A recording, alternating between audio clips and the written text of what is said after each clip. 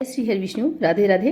दोस्तों, आप सभी का मेरे चैनल में बहुत बहुत स्वागत है। आज हम गणेश जी की प्रिय कथा लेकर आए हैं। भगवान शिव के पुत्र गणेश जी का विवाह प्रजापति विश्वकर्मा की पुत्री रिद्धि और सिद्धि नामक दो कन्याओं से हुआ था।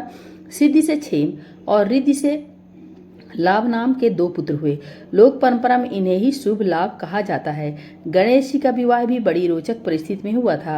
उनका विवाह नहीं हो रहा था। इस विवाह की भी चर्चा सभी पुराणों में बहुत ही रोचक तरीके से मिलती है। भगवान गणेश को हिंदू धर्म में सर्वप्रथम पूजनीय देवता माना जाता है।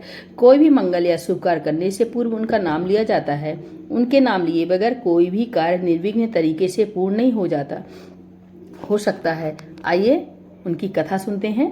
पुराणों के अनुसार माता पार्वती ने पुत्र प्राप्ति के लिए पुंडक नामक उपवास यानी व्रत किया था।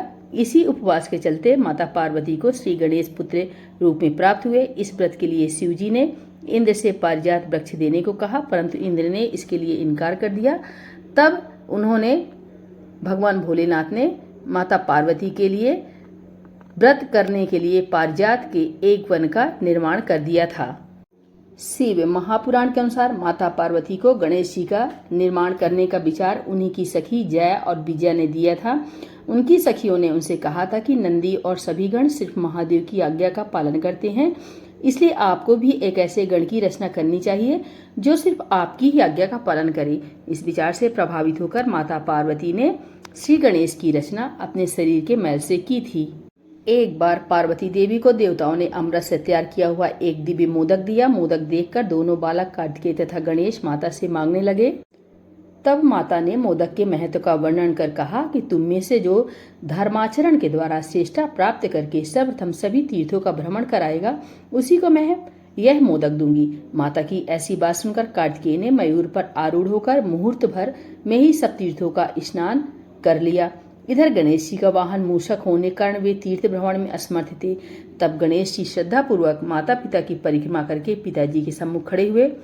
यह देख माता पार्वती जी ने कहा कि समस्त तीर्थों में किया हुआ स्नान, संपूर्ण देवताओं को किया हुआ नमस्कार, सब यज्ञों का अनुष्ठान तथा सब प्रकार के व्रत मंत्र योग और संयम का पालन, ये सभी साधन माता पिता के पूजन के 16वें अंश के बराबर भी नहीं हो सकते।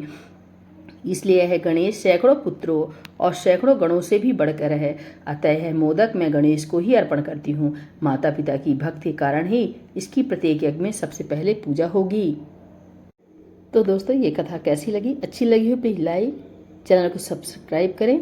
तो बोलिए गौरी नंदन गणेश की जय, भोलेनाथ भगवान की जय।